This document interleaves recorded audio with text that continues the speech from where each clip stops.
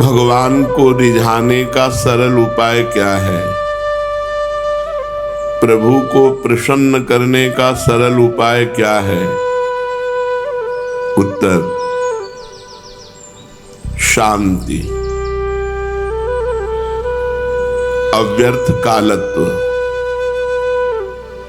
विरक्ति, मान शून्यता, आशाबंध, समुत्कंठा, नाम गान में सदा रुचि, आसक्ति गुणाख्यान में, प्रीति लीला स्थली में। हर समय हमें शांत रहना है। शांत, सहनशील, क्षमाशील, जितेंद्रियता। हमारी इंद्रियां, हमारा मन कुछ गलत करना चाहते हैं तो हमको नाम जप जोर से प्रारंभ कर देना है और उनके गलत प्रेरणा को नहीं करना है। कोई हमें गाली दे रहा है, कोई सम्मान कर रहा है, हमको दोनों में समान रहना है, शांत। साधु का पहला स्वरूप है, साधक का पहला स्वरूप है जो हमारे भगवान का स्वरूप है। भगवान का स्वरूप क्या है? शांताकारम, शांत। साधक से त्रुटि तब हो जाती है जब वो मन और इंद्रियों की प्रेरणा के अनुसार चलने लगता है। फिर बड़ा अपमान होता है, तिरस्कार होता है, परमार्थ छूट जाता है, जीवन व्यर्थ हो जाता है। इसलिए साधक को इस विषय पर विशेष ध्यान देना है कि जब तक हमें भगवत प्राप्ति नहीं होती तब तक हमारी इंद्रियां और हमारा मन दगाबाज है, धोखेबाज है, मित्र की तरह व्यवहार करके शत्रु का कार्य करा लेता है। 2 मिनट प्रेरित करके गलत करवा देगा और पूरे जीवन उसे भोगना पड़ेगा। पूरे जीवन जेल, सजा आदि भोगनी पड़ती है। बहुत विवेक पूर्वक इस मार्ग में चलना है। इस मार्ग में अगर आप थोड़ा भी चूक कर गए तो गिर गए, पतित हो गए। हमसे भजन कम हो रहा है, साधना कोई नहीं हो रही, पर हमसे असाधन भी नहीं हो रहा और हम भगवत आश्रित पढ़े तो भगवत प्राप्ति हो जाएगी। ये हमारी बात कान खोल के सुन लो। तुम बहुत साधन करते हो और असाधन भी हो रहा है, भगवत प्राप्ति नहीं होगी, कई जन्म नहीं होगी। आपसे ज्यादा साधना भी नहीं बन रही, ज्यादा भजन भी नहीं हो रहा, पर आपसे पाप कर्म भी नहीं हो रहे। आप भगवान के आश्रित पड़े हो तो आपको भगवत प्राप्ति हो जाएगी। हमारी बात पे विश्वास करो, क्योंकि आप भगवत आश्रित हो। साधक को हर समय ये ध्यान रखना चाहिए कि हमारा लक्ष्य क्या है। हम उन साधकों से बात कर रहे हैं जो भगवत प्राप्ति करना चाहते हैं, जिनको भोजन नहीं मिल रहा था, अच्छा भोजन के लिए, अच्छी सुविधा के लिए बाबा जी बने, वो तो आप नरक जाएंगे ही, औरों को भी ले जाएंगे। पक्की बात समझ लो। जो भगवत प्राप्ति का लक्ष्य लेकर के संत वेश में आया या वृंदावन आया या सत्संग सुन रहा है, उसको ये लाभ की बातें समझ में आएंगी। हमारा मन और हमारी इंद्रियां प्रकृति से युक्त हैं, प्रकृति रूपी सामग्री से बनी हुई है और प्रकृति की तरफ इनका आकर्षण है, परमात्मा की तरफ नहीं है। अब हमको इनको उल्टा करना है। जो मनाखष्टान इंद्रियाणि प्रकृतिस्थानि कर्षति, उनको परमात्मा की तरफ ले जाना है। बड़ा काम है। इनकी धारा बह रही प्रकृति की तरफ, हमको धारा बहानी है राधा की तरफ, किशोरी जी की तरफ। अब हमको हर समय सावधान रहना है कि ये मन ये बुद्धि, ये इंद्रियां कहीं ऐसी हमको सलाह तो नहीं दे रही जो हमें प्रकृति में फंसाने वाली हो, माया में फंसाने वाली हो, भोगों में फंसाने वाली हो। यदि उनकी ऐसी सलाह है तो एक उपाय है, खूब जोर जोर से नाम कीर्तन करो, उनकी सलाह सुनो मत। राधा वल्लभ श्री हरिवंश, राधा वल्लभ श्री हरिवंश, सुनो ही मती। अगर सुन लिया आपने तो उनका स्वभाव है और प्रभाव है। वो प्रमथन स्वभाव की इंद्रियां और मन आपके मन को मथित करके आपसे गलत करवा ही लेंगी, और गलत हो गया, क्रिया गलत हो गई तो परिणाम फिर उसका आता है, अवश्य में वो भोक्तव्यम कृतम कर्म शुभाशुभम। जो तुमने किया उसका फल तुम्हें भोगना पड़ेगा। फिर हो सकता है आप परमार्थ से बहुत दूर हो जाए। इसलिए पहला भगवान को प्रसन्न करने का उपाय, पहला शांत रहो। कोई ऐसी हलचल मत करो जो परमार्थ से विमुख कर दे। तुम्हें गाली दे कोई, तुम्हारा अपमान करे कोई, तुम्हें परेशान करे कोई, तुम सह लो, लेकिन तुम्हारे द्वारा शांत व्यवहार होना चाहिए। किसी का चित्त दुखे, किसी को उद्वेग प्राप्त हो, कोई अशांति को प्राप्त हो, ऐसा साधक नहीं होना चाहिए। ऐसा साधक चल भी नहीं पाएगा परमार्थ में। वो 2-4 साल इधर उधर खा पी कर समय व्यतीत करे, वो क्या वो भ्रष्ट हो जाएगा, वो नहीं चल पाएगा। दूसरा है अव्यर्थ कालत्वम। भगवान को प्रसन्न करने का दूसरा उपाय अव्यर्थ कालत्वम। एक भी मिनट हमारा व्यर्थ नहीं जाना चाहिए, इस पर बहुत जोर ध्यान देना चाहिए। साधक व्यर्थ में बातें करते हैं, व्यर्थ में इधर उधर देखते हैं, व्यर्थ में अपने समय को नष्ट करते हैं, और हमारा शास्त्र आदेश कर रहा अव्यर्थ कालत्वम। एक मिनट भी व्यर्थ नहीं जाना चाहिए। राधा राधा राधा राधा, कभी वाणी पाठ, कभी नाम जप, कभी मंत्र जप, कभी भगवत लीला गुणानुवाद श्रवण, जो लीला गुण का चिंतन, भगवत सेवा, एक भी मिनट हमारा व्यर्थ नहीं जाना चाहिए। 24 घंटा की दिनचर्या में देखना चाहिए कि हमारा कौन सा समय व्यर्थ गया, क्योंकि हमें भगवान को प्रसन्न करना है, प्रभु को प्रसन्न करना है। तो अव्यर्थ कालत्वम, सेवक जी महाराज जी ने भी कहा है, कबहू काल वृथा नहीं जाए, संतत सकल सुनो चित लाए, श्री हरिवंश प्रताप जस। कभी भी काल माने समय, एक मिनट भी हमारे जीवन का व्यर्थ नहीं जाना चाहिए।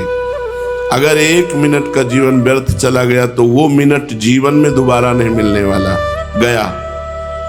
बहुत पीड़ा होनी चाहिए यदि एक मिनट भी भगवान नाम छूटे, भगवत चिंतन छूटे। तो साधक वही है जो प्रभु को प्रसन्न करना चाहता है। उसके लिए अव्यर्थ कालत्वम, एक क्षण भी हमारा व्यर्थ नहीं जाना चाहिए। अगर ये आप सूत्र पकड़ लें अव्यर्थ कालत्वम, तो आपसे कोई गलती होगी ही नहीं, क्योंकि जहां गलती की प्रेरणा होगी वहां तुरंत मन में आ जाएगा हमारा समय राधा राधा राधा राधा, हमारा समय व्यर्थ नहीं जाना चाहिए। राधा वल्लभ श्री हरिवंश। भगवत प्रेम प्राप्त होने का क्या क्रम है, हम कैसे जाने कि हम भगवत प्रेम मार्ग में हैं? सबसे पहला, भगवान के नाम में राग हो जाना। जैसे किसी को कामिनी पे राग हो जाता है, किसी को धन में राग हो जाता है। कामी नारी प्यारी जिम, लोभी जिम प्रिय दाम, तिम रघुनाथ निरंतर प्रिय लागो मोहि राम। भगवान का नाम प्रिय लगने लगे, हम प्रेम मार्ग के पथिक हैं। इसकी पहचान सबसे पहला भगवान के नाम में राग हो जाए। कैसा राग?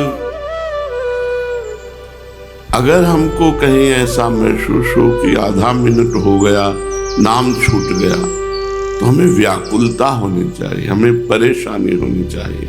सच्ची मानिए, जिसने नाम जप का नियम ले लिया, नाम जप मंत्र जप सब एक ही बात है, जिसने सुमिरन का नियम ले लिया बेड़ा पार हो गया। जो चाहोगे वो प्राप्त हो जाएगा।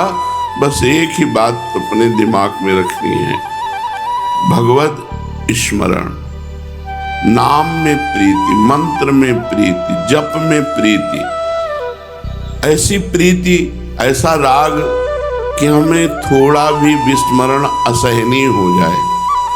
प्राय ऐसा नहीं होता, घंटों भगवान के विस्मरण में चला जाता है और हमें कोई व्याकुलता या परेशानी महसूस नहीं होती। ये हमारा दुर्भाग्य है। प्रेम मार्ग के पथिक को भगवान के नाम में इतनी प्रीति होती है, तद्विस्मरणेन परम व्याकुलतेति। थोड़ा भाव हमारा हटा, संसार में गया, वो इसके लिए बहुत जलता है जो प्रेम मार्ग का पथिक होता है। तो नाम में राग हो जाना, रुचि हो जाना, आसक्ति हो जाना पहला। फिर वो नाम अनर्थों की निवृत्ति करता है। अनर्थों का मूल है भोगों में प्रियता। जैसे एकाद एकांतिक में एक प्रश्नकर्ता ने कहा, मुझे भोगों में बहुत सुख मिलता है। तो तुम्हारी बुद्धि मलिन है, तुम्हारा अंतःकरण मलिन है। नहीं तो भोग ऐसे घृणास्पद हैं कि जैसे बमन से घृणा हो, मल से घृणा हो, ऐसे भोगों से घृणा हो जाती है पवित्र बुद्धि को, पवित्र मन को। मन पवित्र कब हुआ? जब नाम में अनुराग हो गया, नाम में प्रीति हो गई। तो एक क्रम है, अनर्थों की निवृत्ति हो गई। अनर्थों का मूल क्या है? भोगों में प्रीति होना, कुछ भी अच्छा ना लगना। क्या अच्छा है यहाँ इस झूठे संसार में? अच्छा क्या है? केवल बुद्धि मलिन है इसलिए हमको अच्छा लगता है। बोले हमें तो बड़ा सुख मिलता है।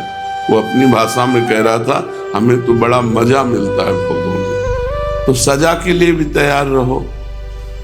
जन्म मृत्यु बार बार, नरक स्वर्ग, यही सब ऐसे घूमते रहो। भगवान के पास तो जाना नहीं है, क्योंकि इतना मन मलिन है कि झूठे भोगों में अच्छा लगता है। ये झूठे हैं, ये सत्य नहीं है। ये त्रिकाल जो सत्य नहीं, उसे सत्य नहीं माना जाता। ये त्रिकाल सत्य नहीं, ये बाधित है। और हर अंतःकरण भोगने के बाद असंतुष्ट होता है, खेद होता है कि हमने ऐसा क्यों किया। वो सुख कैसे हो सकता है? नाम जापक भोगों में अरुचि, ये दूसरा क्रम हुआ प्रेम का। पहला नाम में राग, आसक्ति, रुचि। नाम ने क्या किया? भोगों में अरुचि पैदा कर दी। अगर भोगों में अरुचि पैदा हो रही तो आपका भजन ठीक चल रहा है, आप प्रेम के क्रम में हैं, आप प्रेम मार्ग में हैं। भोगों में विराग, भोगों में अरुचि, मन ऐसे करने, मन अभी क्या है? भोगों में रुचि है, पर हम इसलिए नहीं भोगते कि हमें भगवत प्राप्ति करना है। ये वृत्ति ठीक नहीं है, इसको जल्दी क्रॉस करना चाहिए। भोगों में अंदर से अरुचि हो जाए, किसी भी भोग में सुख नहीं। ऑपरेशन करके विवेक दिखाता है। जहां हमारा राग होता है वहां ऑपरेशन करके दिखाता है कहां सुख है, क्या सुख है, उनकी व्याख्या क्या करे। सब गंदे स्थान हैं, उनकी क्या व्याख्या करे। भोगों में अरुचि, फिर उसका भगवान में अटूट विश्वास, अटूट विश्वास भगवान में, दृढ़ विश्वास भगवान में। फिर कृपा की याचना, अटूट विश्वास भगवान पर, फिर भगवान से कृपा की चाह।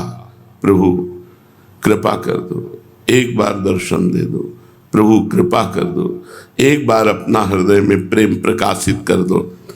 कृपा की प्रबल इच्छा, प्रबल चाह कृपा की, प्रभु कृपा की। अपनी तरफ दैन्यता और प्रभु की कृपा की चाह ये पैदा होती है। जब दैन्य प्रकट हुआ हृदय में और प्रभु की चाह प्रकट हुई तो प्रभु की कृपा उसे शरणागति प्रदान करती है। अब शरणागति हो रही, प्रभु की कृपा उसे शरणागति प्रदान करती है। शरणागति के संपूर्ण अंग जब उसके हृदय में स्थापित हो जाते हैं तो उसे पूर्ण समर्पण कहते हैं। तन मन प्राण सब कुछ भगवान को समर्पण हो गया और इसी समर्पण के बाद भगवत प्रेम प्रकट होता है।